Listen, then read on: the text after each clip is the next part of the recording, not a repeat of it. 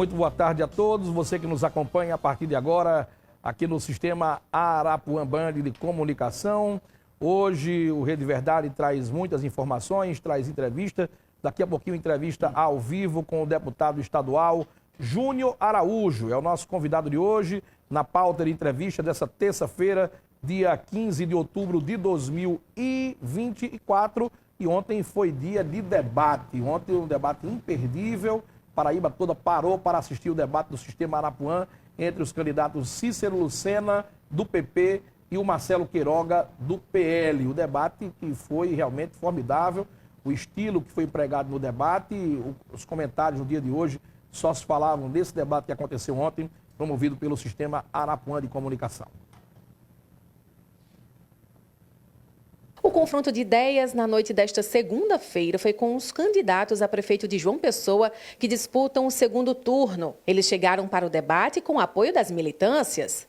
Antes das 10 horas da noite, os candidatos já estavam na TV Arapuã. O debate foi mediado pelo jornalista Luiz Torres. Olha, ficou muito claro, quem acompanhou todo o debate, ou pelo menos parte dele, compreender que esse é uma dinâmica e um tempo em que os candidatos ficam completamente livres, né, para poder conversar, inclusive, para poder dialogar, inclusive.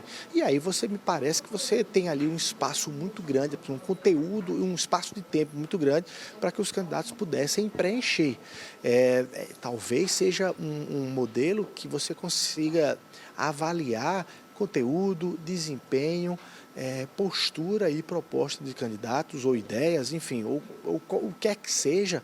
E acho que em alguns momentos os candidatos deixaram até de explorar melhor seus tempos. Eles foram praticamente 2 horas de debate para a gente disponibilizar, com um tempo corrido para os candidatos, ou seja, a capacidade e a possibilidade que eles tinham de falar diretamente com o eleitor foi muito grande. O candidato à reeleição Cícero Lucena, do PP, e o ex-ministro da Saúde de Bolsonaro, Marcelo Queiroga, do PL, responderam perguntas feitas por jornalistas da casa, mediante sorteio de temas. Já no segundo bloco, cada um recebeu 6 minutos para realizar perguntas e responder com temas livres. Foram 4 rodadas de questionamento. Eles tiveram que administrar bem o tempo para aproveitar a oportunidade da melhor forma. O terceiro bloco foi para as considerações finais. Último momento para falar das propostas e conquistar o voto do eleitor. Felizmente, o candidato que a oposição possivelmente não se preparou, nunca imaginou que chegaria ao segundo turno e demonstrou de uma forma muito clara o seu total despreparo, falta de proposta e partiu para agressões que vêm estruturada desde o primeiro turno contra a minha família, mas isso Deus nos sustenta e nos fortalece para que a gente combata o bom combate e que o bem vença o mal. Nós temos propostas. João Pessoa está vivendo um dos melhores momentos da nossa história, com crescimento econômico, com geração de emprego, uma educação pública de qualidade, uma saúde no caminho certo para atingir os objetivos que nós precisamos.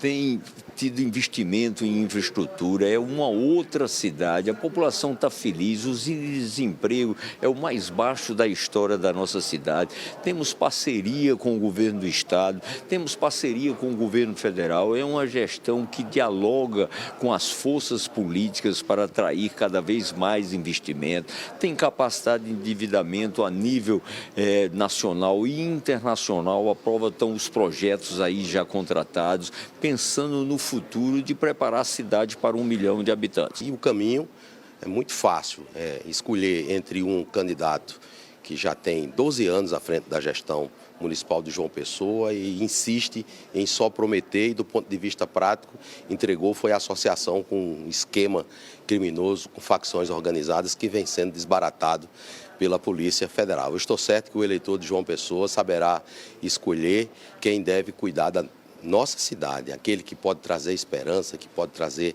uma perspectiva de mudança para a cidade, que sou eu e Sérgio Queiroz, que faremos uma gestão de mãos limpas, passado limpo e um futuro promissor para trazer esperança para a cidade de João Pessoa. Essa é mais uma maneira de fortalecer o processo democrático. E como o Sistema Arapuã de Comunicação fica sempre do lado do eleitor, faz questão de promover debates como esse.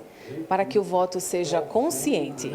O formato aqui foi feito para realmente os candidatos poderem dar celeridade às suas falas, evitar um pouco mais aquela interrupção de direito de resposta e fazer com que eles realmente coloquem à disposição aquilo ali que eles estão debatendo e tendo proposta para dispor a toda a população. Próxima semana a gente vai ter Campina Grande, segunda-feira, dia 21, fica aí a expectativa. Com certeza a gente vai fazer um formato bem mais dinâmico para todo mundo ter realmente a oportunidade de receber em casa aquilo que há de melhor, que é realmente as propostas dos candidatos. Nós tivemos uma regra diferente, um formato do debate muito mais interativo, muito mais participativo, mas eu preciso destacar que as assessorias jurídicas dos candidatos assinaram um termo de concordância com as nossas regras. O debate foi formatado em 3 blocos. No primeiro bloco nós tivemos as apresentações e considerações iniciais e depois as perguntas sorteadas. Coincidentemente, as perguntas foram das mais importantes, os temas foram educação, mobilidade urbana, segurança pública e saúde. Eles entre si, cada um tinha um banco de tempo, como vocês assistiram, e os direitos de resposta não foram autorizados. As regras não tinham direito de resposta. Por quê? Porque o próprio candidato tinha a oportunidade de se defender. Quando ele era acusado, ele poderia falar imediatamente. Então, os direitos de resposta em outros formatos é quando você não tem mais a chance de falar. Você pede à organização, à mediação, para analisar. Não foi o caso. O caso é que esse formato foi muito mais contundente. Os confrontos, eles existiram. E o terceiro bloco foi para as considerações finais. Eu espero que o eleitor de João Pessoa tenha a oportunidade de escolher o seu candidato no dia 27 de outubro. Está aí todo o aparato de informações que pôde ser trazido pelo Sistema Arapuã após o debate que ocorreu ontem, um debate muito esperado, um debate muito interativo, onde os dois candidatos, Cícero Lucena e também Marcelo Queiroga, tiveram a oportunidade de levar propostas e também mostrar o clima acirrado como se deu e vem se arrolando também nas eleições aqui da capital. A partir de agora, uma entrevista ao vivo e exclusiva aqui com o deputado Júnior Araújo, deputado que é da cidade de Cajazeiras, representa toda aquela região, mas também toda a Paraíba, aqui na Assembleia Legislativa do Estado. Deputado Júnior Araújo, satisfação tê-lo conosco no Rede Verdade dessa tarde. Boa tarde, Rudinei. Dizer da alegria de estar aqui no Rede Verdade, cumprimentando todos os telespectadores. Deputado Júnior Araújo, nós já estamos num clima um pouco mais ameno, sua cidade Cajazeiras, né, que o senhor voltou também as atenções. A Assembleia tiveram muito poucas sessões nesse período, 15 dias, depois uma parada um pouco maior para o pleito, e o senhor participou intensamente do pleito eleitoral na cidade de Cajazeiras. Houveram aquelas questões de parte a parte, divergências políticas. Eu queria que o senhor pudesse fazer um panorama de como se deu os últimos dias de eleição na cidade de Cajazeiras, o resultado final elegendo Corrinha Delfino, candidata que o senhor apoiou, também era candidata do prefeito José Aldemir lá na cidade de Cajazeiras. Verdade. Primeiro, fazendo um agradecimento a toda a população de Cajazeiras, aos nossos conterrâneos, que mais uma vez não nos faltou. A cidade de Cajazeiras deu uma demonstração muito clara de sua altivez, de sua independência, e, sobretudo, de que se não se curva a quem quer que seja, senão a Deus. E aí, as urnas deram uma resposta muito aguda do sentimento da cidade. Eu costumo dizer, Rudinei, que foi a vitória da humildade, foi a vitória do respeito e foi a vitória da união. Todo mundo sabe que quando nós firmamos uma aliança com o prefeito Zé Aldemir, chamou a atenção, especialmente da classe política, de maneira muito forte. E acabou que contagiou outras regiões e outros municípios do estado da Paraíba. Eu acho que política a gente tem que se fazer com grandeza e, sobretudo, com prestação de serviço. Eu tenho um pouco mais de 42 anos de idade, já tive a oportunidade de ser vice-prefeito de Cajazeiras. Na última eleição tive o privilégio e a satisfação de ter minha irmã eleita na chapa ao lado da prefeita Corrinha na condição de vice-prefeita, mas aumenta muito a nossa responsabilidade justamente por esse sentimento da cidade de Cajazeiras para com o nosso grupo. Nós estamos muito atentos de que a cidade de Cajazeiras, mais uma vez, deu uma demonstração clara de solidariedade, de respeito, sobretudo de reconhecimento a quem tanto fez pela cidade ao longo de mais de 20 anos. Nós temos um grupo muito forte, que é liderado pelo prefeito Zé Aldemir, que compõe 2 deputados estaduais, o deputado Júnior Araújo e a deputada doutora Paula, que compõe o ex-prefeito Carlos Antônio, a ex-prefeita Denise, o ex-prefeito Carlos Rafael. Fizemos a maior bancada da Câmara Municipal com 9 parlamentares dentro do número de 15, e aí foi uma resposta muito firme das urnas e, sobretudo, da população em reconhecimento, todos aqueles que citei aqui há pouco, que ao longo de todo esse tempo trabalharam e levaram as obras estruturantes para a cidade de Cajazeiras. A exemplo do prefeito Zé Aldemir, a exemplo do ex-prefeito Carlos Antônio, da ex-prefeita Denise, do ex-prefeito Carlos Rafael, e solidariamente, ao lado do nosso trabalho, da nossa atuação aqui na Assembleia Legislativa, ao lado da deputada doutora Paula, somado a tantos outros parceiros, a exemplo do deputado Aguinaldo e tantos outros, o vice-governador Lucas Ribeiro, que também foi muito firme na sua postura, na sua posição na nossa cidade, e enfrentamos uma estrutura muito forte do governo do estado da Paraíba,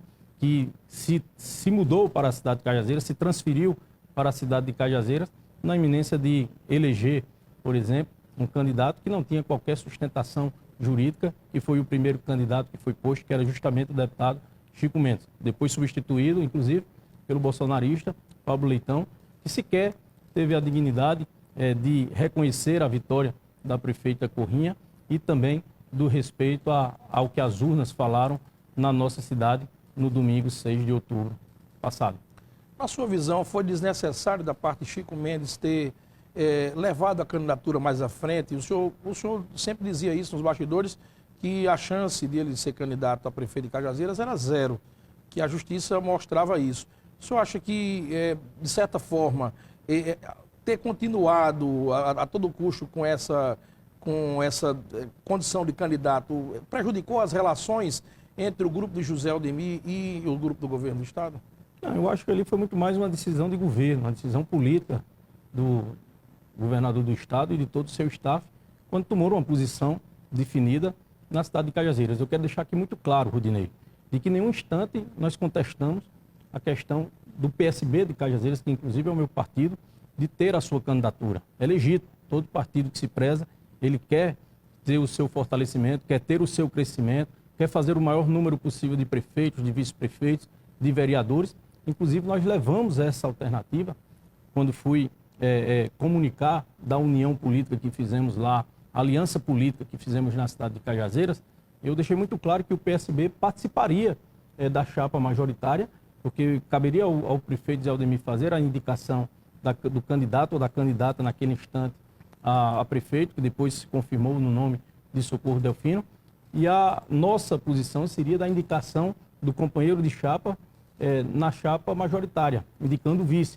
E em dado momento, nós procuramos o governador do estado da Paraíba para comunicar da união, para comunicar da aliança e, sobretudo, para colocar a participação do PSB na chapa majoritária, uma vez, como nós sabemos, e as urnas mostraram isso, de que a gente é, de fato, quem tem a relação política na cidade de Cajazeiras. Por exemplo, o deputado Chico Mendes, todo mundo sabe que ele é da cidade de São José de Piranhas, não é da cidade de Cajazeiras. Mas não estou aqui a contestar a posição política com relação ao deputado Chico. O que nós não aceitamos foi justamente a maneira como o governo se colocou na cidade de Cajazeiras. Por exemplo, muitos pais e mães de família, alguns com mais de 30 anos de serviço público, prestando serviço no Hospital Regional de Cajazeiras, na unidade do pronto atendimento, prestando serviços, muitos na área da educação, em escolas do município, foram fortemente perseguidos. Não tem outro termo a se colocar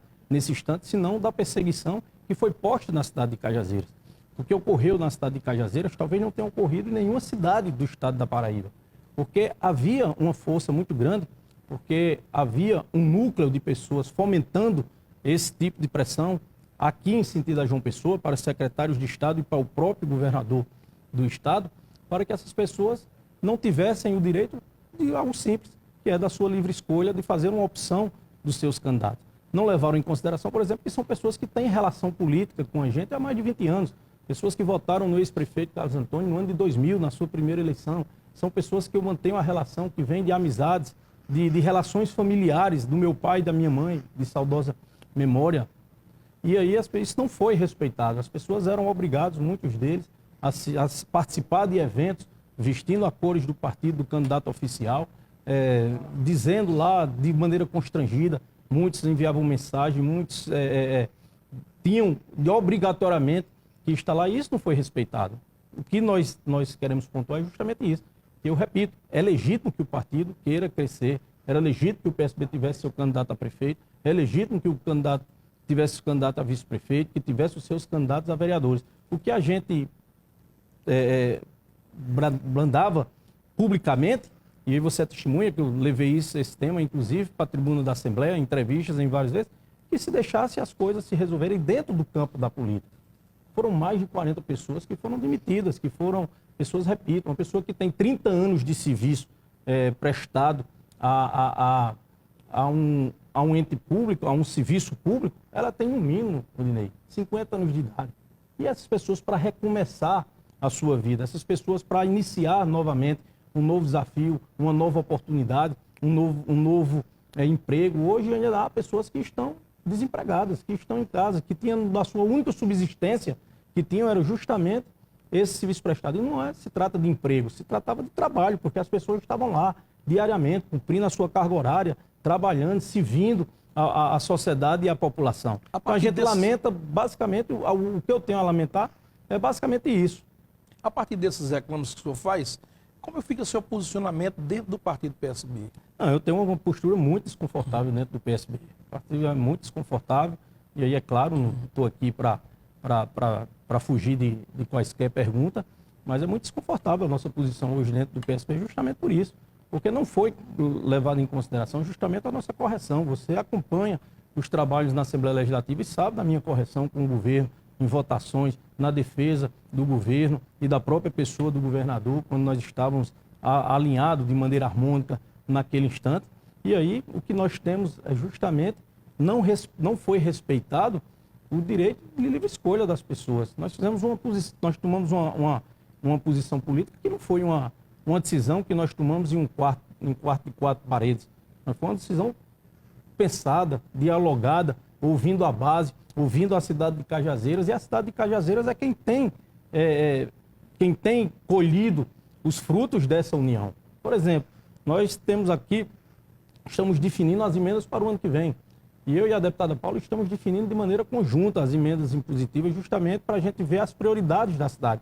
Aquilo que nós andamos durante todo esse processo eleitoral, nos bairros, nas comunidades, nos distritos da cidade, nas avenidas, que andamos porta a porta, nós vamos cumprir justamente porque nós ouvimos o anseio da sociedade e de maneira conjunta nós temos trabalhado nessa direção. 14h20, aqui no Rede Verdade do Sistema Arapuã Band, conversando com o deputado Júnior Araújo, do PSB da Assembleia Legislativa da Paraíba. Nós vamos a um breve intervalo comercial. Voltamos já já. Após o intervalo, tem mais entrevista para você acompanhar todos os detalhes da política paraibana. Voltamos já já.